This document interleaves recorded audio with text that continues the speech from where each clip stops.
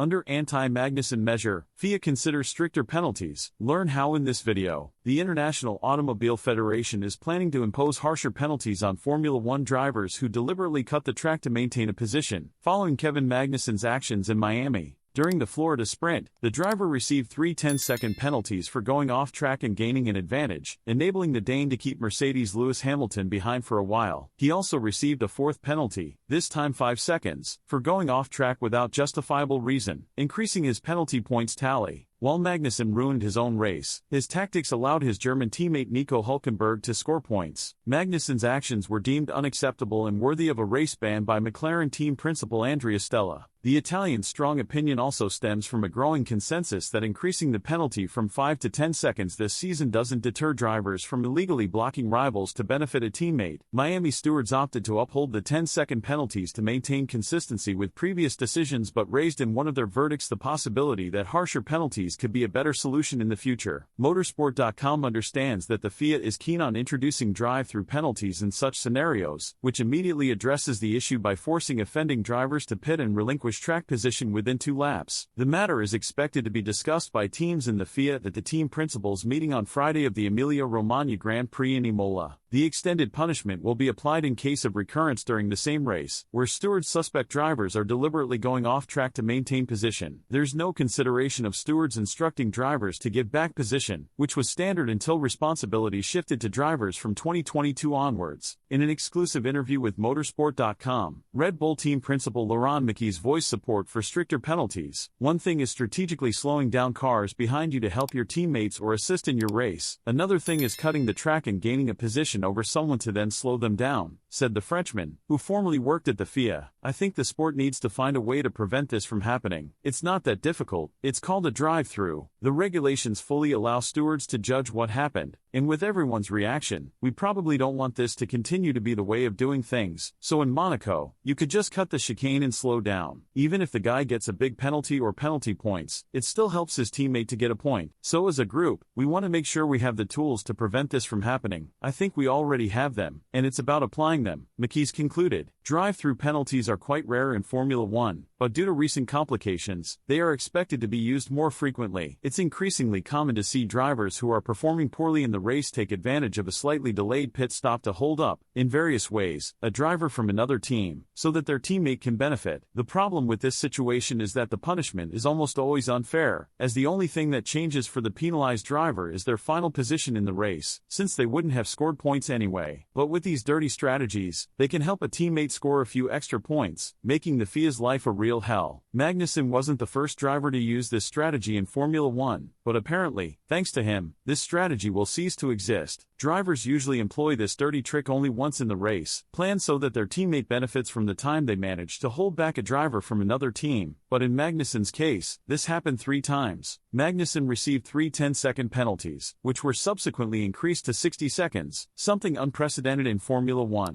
Magnussen became the first driver in history to receive a full minute of penalty in a single race. But, for better or for worse, this attitude can be considered positive, as if the FIA changes the understanding of the rule and starts applying drive-throughs and fines to teams that use this strategy, it can no longer be used. Magnussen may, unintentionally, change part of Formula One history for the better. It remains to be seen if the FIA and Formula One will truly work to resolve this issue. That was another video from our channel. Hope you enjoyed it. Don't forget to subscribe, turn on notifications so you won't miss any new Formula One news. Here we post all the updates daily. See you in the next video. Over and out.